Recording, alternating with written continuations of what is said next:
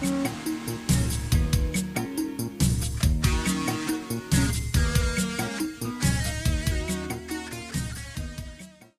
everybody, and welcome to Neuroscientists Talk Shop, UTSA's neuroscience research podcast. Today is October 2nd, 2025? 2025? No, that's not what we say. 2025. And we have with us Dan Lodge. Morning. Dan is professor and chair of the Department of Pharmacology at the Long School of Medicine at UT San Antonio, which is also where we are, UT San Antonio. His research interests are broad, but they mainly center on control of dopaminergic systems by other brain regions in relation to psychiatric diseases, including schizophrenia. I hope that's not too far. That's accurate. Often, Dan is a longtime colleague of ours and not a newcomer to the podcast, but his previous appearance was actually a long time ago in November 2009. That's episode 43, if you want to go back and hear that one. So welcome back, Dan. I didn't realize it had been that long. Also with us is Matt Wanat, local dopamine system expert and veteran of the podcast. Hi, Matt. Howdy. And me, I'm your host, Charlie Wilson. So, Dan, there's a relationship between brain dopamine function, famously, a relationship between brain dopamine function and schizophrenia. The original evidence for this that I know of was the strong correlation between therapeutic efficacy of antipsychotic drugs and their affinity as antagonists of the dopamine D2 receptor. And for almost as long, it's been clear that there's a lot more to it than just not too much dopamine somewhere. And so, because you can just crank up dopamine and you don't necessarily get schizophrenia. That's only the tiny tip of the iceberg of reasons for worrying about it. When you were here before, you gave us some evidence for the ventral hippocampus as part of a circuit for the positive symptoms of schizophrenia. And could you just start us out by bringing us up to date on that, on what parts of the brain we know are parts of that circuit and how they interact with dopamine? Sure. So I think that the dopamine hypothesis is one of the oldest, but I think it's still relevant today. I think there's a lot of imaging studies now that show an increase in dopamine transmission in associated areas of striatum in patients with schizophrenia. Are antipsychotics with the exception of KarXT and Cobenfy, which are brand new on the market as of last year, FDA-approved non-dopaminergic antipsychotics. With that exception, all of them work by blocking dopamine D2 receptors. So there's a lot of support for the dopamine hypothesis. The downside of that is twofold. One, these antipsychotics are pretty good at treating one symptom domain, the positive symptoms. Typically, negative and cognitive symptoms are not well treated by these antipsychotics, suggesting that there's other parts of the brain that are mediating those symptom domains that aren't treated well by blocking D2 receptors. And I think the other thing that I find interesting is when you're looking at histopathology in the brains of patients with schizophrenia, you don't see a lot in the dopamine cell body regions. You see histopathology, but it's more localized to cortex and hippocampus. So that's why we started looking at afferent circuits that may contribute to this dopamine hyperfunction.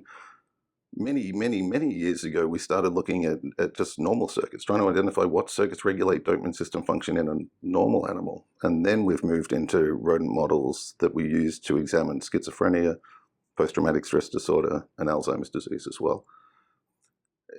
What we believe is that the hippocampus is hyperactive in schizophrenia, and the reason for that is a loss of specific inhibitory interneurons in the hippocampus.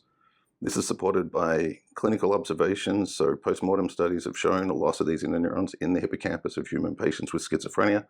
And imaging studies have shown this hippocampal hyperactivity in patients that's correlated with delusion severity and other symptoms.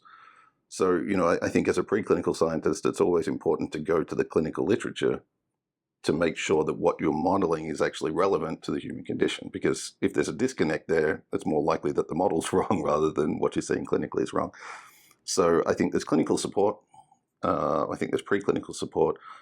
I think we're at a point now where we can use this information, hopefully, to come up with novel therapeutic approaches, because that is the end game for us and for our research.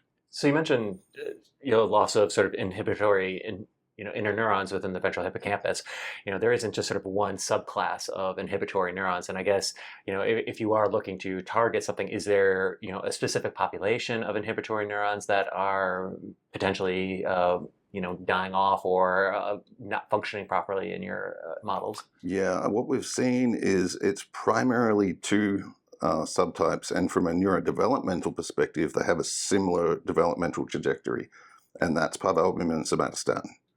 And we've actually done a bit of research. So schizophrenia is a neurodevelopmental disorder, and we've done some work looking at a number of totally different neurodevelopmental models. And we've done RNA-seq in the hippocampus to look at what transcriptional markers are changing during, like in utero, during neuronal development. And what we've found is that the homeobox genes that determine whether a interneuron becomes a PAV or a somatostatin cell seem to be downregulated in all of these different conditions. And so we think that sort of sets the process off. And when you look in clinical and preclinical models, you have a loss of PAV and somatostatin in a neuron specifically. Yeah. So that's on the positive side of things. I guess, what do we know now about maybe what's contributing to the negative side of things? Or would these, ventral hippocampus, maybe is this a central node that might be spitting out into different pathways, the dopamine pathway presumably more positive, and to other pathways to mediate negative? I guess, what's the larger state of the negative symptoms? It's a good question. And so, we originally started on the dopamine hypothesis and coming up with ways to try and treat that. But as I said, we already have D2 antipsychotic. Now, they're not perfect. We need better antipsychotic drugs. But we weren't focused on negative and cognitive symptoms. And so we branched out and to look at behavioral correlates of those. And long story short, we found that the hippocampus is also regulating those negative and cognitive symptoms, and they're doing it through distinct neuronal circuits. So the hippocampal hyperactivity that goes through the nucleus accumbens and down to the dopamine system, we think is producing the hyperactivity and those positive symptoms. We can also show that that's associated in part with some of the reversal learning deficits, which are known to be associated with striatal dopamine. The hippocampus, and particularly the ventral areas that we are concerned about, also project the prefrontal cortex. And prefrontal cortex is a place where you have executive function, and you also have social interaction deficits. So what we did using a rodent model is we did chemogenetics to inactivate specific populations, those projecting to nucleus accumbens and those projecting to prefrontal cortex. And what we saw is that when you inactivate the hippocampal projection to accumbens, you can reverse some of the behavioral deficits, the reversal learning, and those that sort of mirror positive symptoms. And when you inactivate those going to the prefrontal cortex, you can reverse the cognitive deficits and the social isolation, or the problems with social interaction. So we really think there's a hippocampal specific focus, and that by targeting that hyperactivity, not only may you fix the hyperactivity of the dopamine system and the positive symptoms, but you may also start to hit negative and cognitive symptoms as well. So that, brings up sort of an interesting point about talking about, schizophrenia as a developmental disorder. And, correct me if I'm wrong, typically in the early 20s is sort of when it really manifests. And there might also be some sex differences in sort of the onset as well, if I remember correctly. But I guess can we use these preclinical models to sort of understand, what changes are happening before we start seeing the behavioral symptoms? And, do we have a better idea of when the sort of, preclinical onset might be? And is there therapy that potentially you could give to individuals who might have a higher genetic predisposition to developing schizophrenia? And I guess, where's the therapeutic potential on that? And or are we years, decades away from being able to tackle those questions? Well, so this is a hot button issue because. So let me tell you a bit of science, but then I'll tell you how I think that there may actually be ways that we can reverse that trajectory. So we've looked previously at peri-adolescent and rat models to see if this hippocampal hyperactivity is present, and it looks like it may be. But the way that the brain responds to dopamine changes across adolescence as well. So we think that some of the pathology could actually be there early. But sort of going meta and a little bit bigger, schizophrenia is a genetic disorder because there is inheritance of it. If you have the general population, the probability is about 1% of developing schizophrenia. If you have a family member, a parent or a sibling, it gets to 10%. If you get to an identical twin, it's about 50%, so it's 50-50. But that tells you the genetics by itself isn't sufficient. And so there's a number of risk factors. A lot of them are obstetric complications, prenatal hypoxia, prenatal infection. But some of them are things that are potentially modifiable. And one is adolescent cannabis use. And there was a study, I think it came out about 12 months ago. I think it was a Dutch study, I may have the country wrong, that suggested that about 15% of schizophrenia cases can be prevented if those patients discontinued or didn't abuse cannabis. And so this is something that used to be correlational, and there was a lot of questions about cause and effect. I think the field is centered around that this is probably a significant risk factor. They're talking heavy cannabis use, and during the adolescent period. The issue we've got is that it seems to be only in patients with a genetic predisposition. So understanding who those patients are is the problem. So along those lines, though, if I remember sort of the original argument about this was, are those individuals taking cannabis because they're sort of medicating their symptoms in a way? And I guess, has there been any greater teasing apart from that study or not? Or is that idea been pushed to the wayside? No, so I think that there's more clinical data. And the smoking as well. There's a higher incidence of smoking cigarettes. Smoking cigarettes, and I think the data on cigarettes is still that's probably therapeutic and self-medicating. People who smoke, I think there's a higher incidence of cigarette smokers in schizophrenia patients, and when they smoke deeper, and they really try to extract nicotine. So that seems to be a self-medication. We did some studies to try and tease this apart. So we had a rodent model that had a susceptibility to developing schizophrenia. So this is a model where we manipulated a pregnant dam. She gave birth. Those animals were mated to create a second generation and even a third generation. So there was an inheritance of it. And we saw a phenotype in about 40% of the animals. So we used this as a model of genetic susceptibility. What we did in those models is a really simple experiment where we used a CB1 agonist during the adolescent period. And what we saw is that the percentage of rats that had a phenotype went from 40% to 80%. So it doubled. In the control animals, nothing changed. So what would really settle the issue is to know the mechanism. And so do we have any guesses? So much is known about CB1 receptors and what they do. Yeah. So we've got a guess because what we did is we looked at parvalbumin expression in the hippocampus, and we saw it was essentially a two-hit model. Both of those things caused a decrease in parvalbumin, and once you got to a threshold, you got a phenotype and symptoms. That's what we think is happening. But the interesting thing, and we've also worked on this, not for a few years, but back in the day, is it looks like endogenous cannabinoids may actually be beneficial.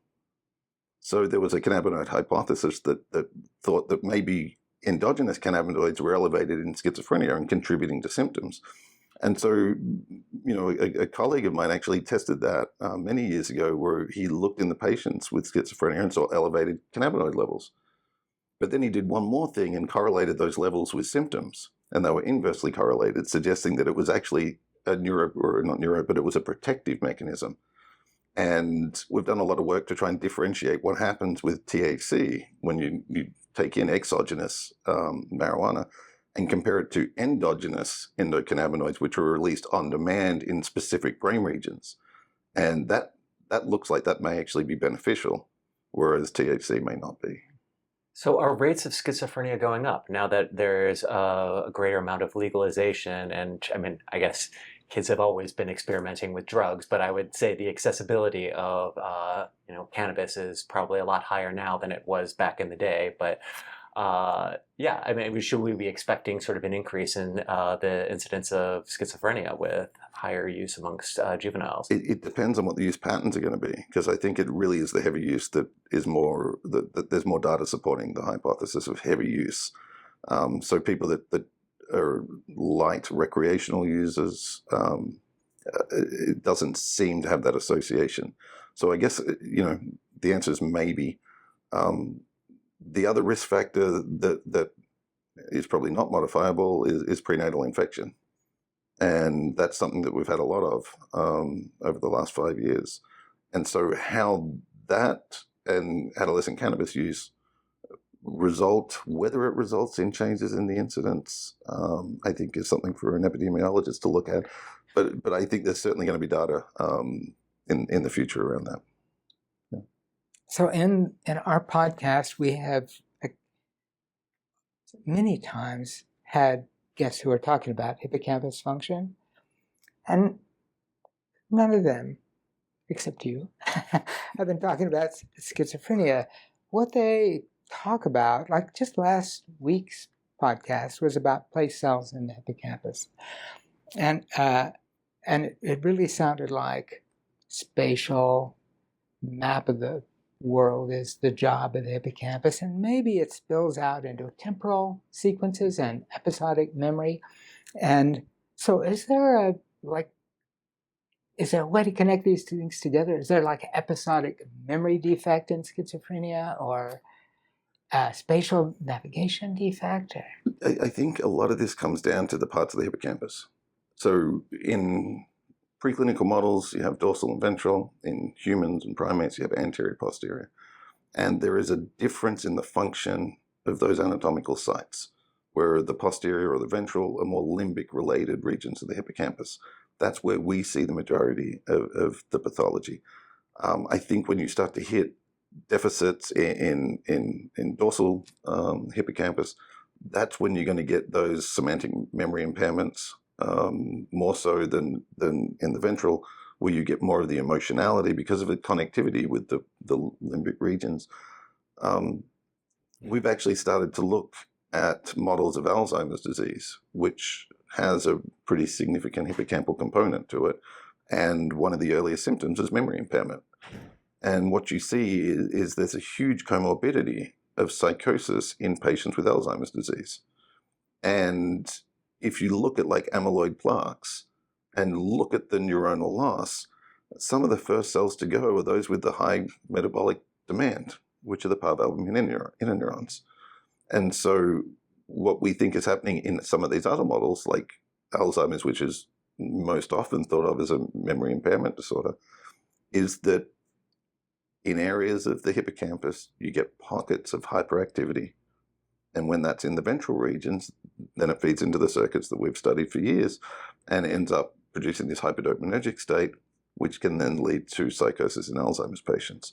So I think we've studied this for years. It's not just place cells. Place cells are some of the coolest cells in the brain. But there is an interaction between all of this. And I think it makes sense. If you think about your own experiences with memory, they can trigger emotional responses. So memory is not just spatial, like how did I get into the room? But there's also, someone walks past wearing a cologne that you haven't smelled in 20 years, and that can elicit strong emotions. And I think that's through those limbic areas. These limbic areas also encode novelty and things like that, which change the salience of stimuli. And so I think the hippocampus, while it plays a central role in memory formation, also has this additional role. So getting at the mechanistic follow-up, sorry, Charlie, your point was, if you're saying that in schizophrenia, it's, selectively affecting the SST and the PV interneurons that you have in the ventral hippocampus, but they're not having an effect in, the dorsal hippocampus, normally involved with, the memory place cells. What's different about the interneurons as we go from, a ventral to dorsal gradient? And that might be sort of informative of, again, therapeutic targets, but kind of interesting in a way that there's got to be some difference. Yeah, I for Journal Club picked a paper that I'm not going to talk about today that the labs looked at. And this is only focusing on ventral. And what we found is that based on where the hippocampal pyramidal cells are projecting, the interaction with PARV and somatostatin cells is different. So parvalbumin cells in the ventral hippocampus are synapsing on pyramidal cells that are going both to accumbens and up to prefrontal, whereas somatostatin cells seem to only regulate those cells going to accumbens and don't form as many synapses on cells projecting up to prefrontal cortex. So even within the ventral regions, there's a differential regulation of pyramidal cells by SST and PV cells. What's happening in the dorsal, we don't know. I think you still get a loss, but the consequence of that, I think, is different than what it is in the ventral. Cool. So, okay,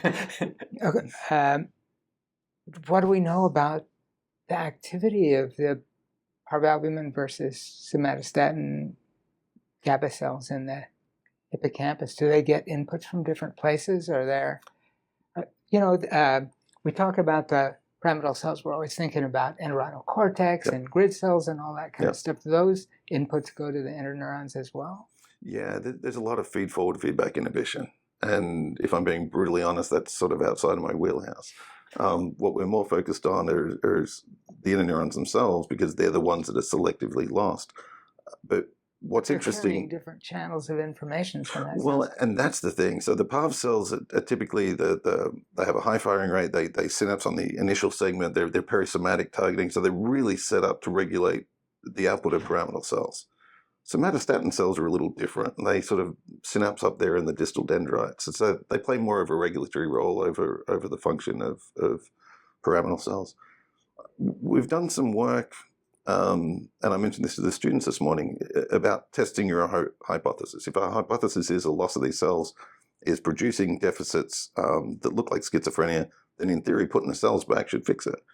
And we've done that using interneuron transplants. We made populations of PAV cells, populations of somatostatin cells, transplanted them into the hippocampus of our models of schizophrenia, and showed that they can rescue specific behavioral and neurophysiological deficits. So you made these out of IP cells or something? Yeah, these are made out of IP cells. They had a reporter so that we could separate early versus late born. They actually had 2 reporters on them. So we basically went through a culture procedure that gave us a decent population, but then we sorted them with flow cytometry. So we took only the parvalbumin cells or only somatostatin cells, and then we literally injected them into the brains of our rats. What's cool about transplanting GABA neurons is they don't have to go anywhere. They just need to form synapses locally. And so you don't have to worry about trying to make them go to another brain region like you would with a projection cell. We did electrophysiology showing that they functionally integrate within the circuit. A reviewer asked us a really interesting question and said, if this is really it, then if you turn them off, the deficit should come back. And I rolled my eyes, but we did the experiment where in those cells, we put a chemogenetic virus where we could silence them. And so we transplanted them to reverse the deficits, but then we silenced them and the deficits came back. You're just silencing the transplanted neurons. Just the transplanted neurons, nothing else. What's interesting about it is, when I sent this up to NIH and to colleagues, they're all like, this is great. It proves your primary hypothesis, but it's never going to be a treatment. You're not going to transplant cells into the brains of patients.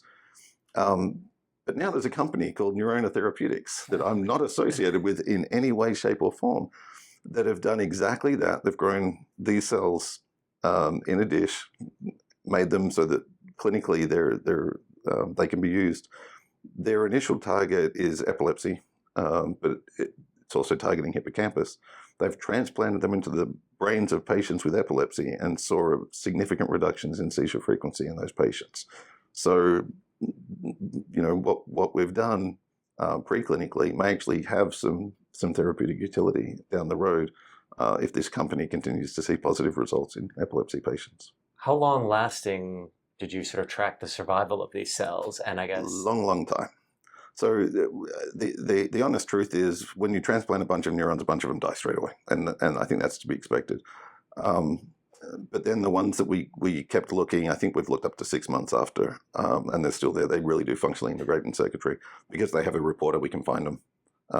We can patch onto them. We can't. Our colleagues can, and figure out what they're doing. And so they seem to be surviving long term once they're transplanted. And I think the clinical data is supporting that as well. Yeah, that's cool. So it seems if you sort of can work backwards up the causal chain, you find out what's causing the depletion of the interneurons, you're getting close to the causal mechanism of schizophrenia. I believe so, but I believe it's probably, I think there's multiple ways. I don't think there's just one schizophrenia. I think each patient presents with different symptoms and different degree of the relative symptoms. And so I think there are going to be some that are associated primarily with hippocampal hyperactivity, but I'm not 100% sure that's going to be all subjects. And I don't know if we have an answer to that question yet. I think having a hippocampal specific mechanism that we can target, once we understand that we get target engagement in patients, that will start to tell us, is this an effective approach in a subset of patients, in all patients? I think that really requires clinical data. Are there some maybe lessons we can get from like Parkinson's disease, where, we've got a selective degeneration of dopamine neurons here, and one of the hypotheses is maybe misfunctioning mitochondrial function. Like, are there some things like that might be contributing to then the selective loss of the interneurons in the ventral hippocampus that might be contributing? And are there sort of general themes we might see behind these? I mean, there's a developmental component to time. It emerges over time, and can be a genetic component of it, and you get selective cell death. Like, are there some, preventing mitochondrial dysfunction? Is that something that might be playing a role, or I think are they separate? No. Well, they're separate, and I think they add together. So the oxidative load that you get, we've done some work with repeated phencyclidine administration, which is a totally different way to induce a model that has aspects of schizophrenia. And what we showed is that there's a significant increase in oxidative damage, and the PAV cells are sort of uniquely sensitive to that increased oxidative load. So I think there's a multiple hit model where stress could be a factor. Hippocampus is a stress-sensitive region. There's a bunch of genetic, so it's a polygenetic disorder, but I think any of those that sort of take away a PAV cell, its ability to deal with oxidative damage, makes it susceptible.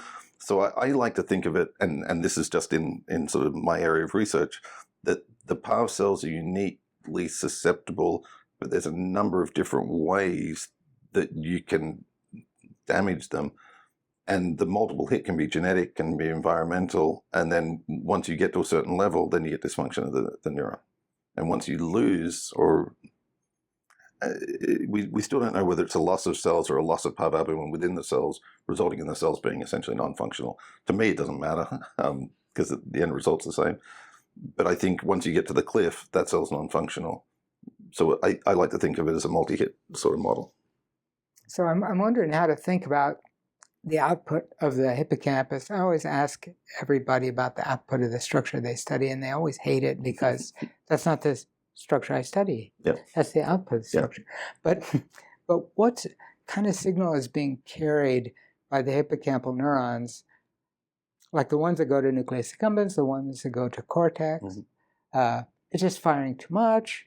Is that it? And if you just fire too much, then what happens? I mean, what does it mean for the hippocampus to be firing too much? Yep. And how would that produce, a hallucination, which seems like not just something that's cranked up. It seems like it has structure to it. The way we think about it is at the level of the dopamine system.